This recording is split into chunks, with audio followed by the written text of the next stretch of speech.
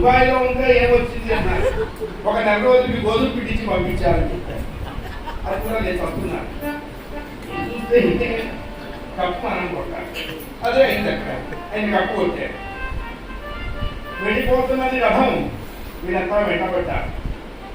అందులో దంతవక్రుడు అనేటువంటి వాడు ఇంకొంచెం ముందుకు వెళ్ళాడు. పరమాత్మ అనుకున్నాడు వీడి అకౌంట్ సెటిల్ చేయాలి అని చెప్పి చక్రస్మరణ చేశారు.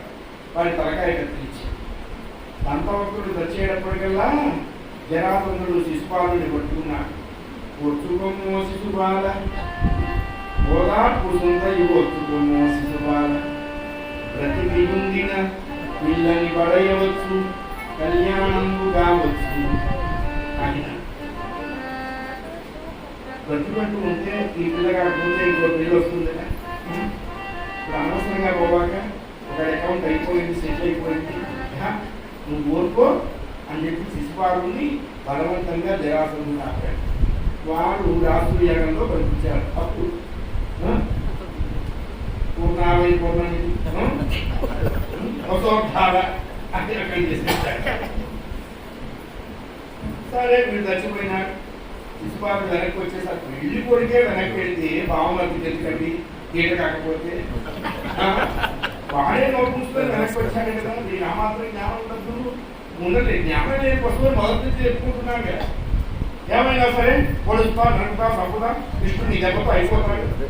ఈ పరిమాణాన్ని మాట్లాడుతూ వెళ్ళాడు. చాలాసేపు దూషణ చేశాడు. పరమాత్మ కోపం వచ్చి రథం ఆపి వాడి గుర్రం మీదకి ఎగిరి వాడి గుర్రం మీద నుంచి కిందకి లాగి బుర్రలో ఉన్నటువంటి కత్తి తీసి వాడిని నరకబోయినాడు.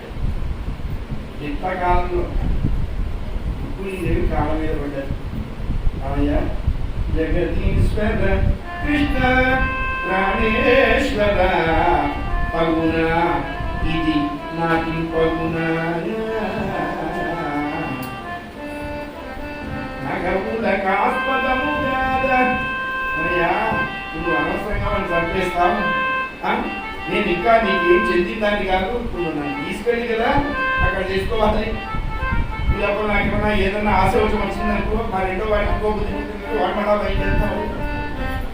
వాడి సాగు మనకి ఇబ్బంది అవుతుంది. వదిలేసి పైన బుద్ధి కదా అని మాత్రం కాదంటాడు. ఎవరో ఫేస్బుక్లో కాంప్లిమెంట్ పెట్టారు.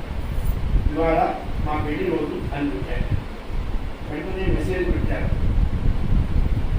మీ పర్సనల్ సమస్యలు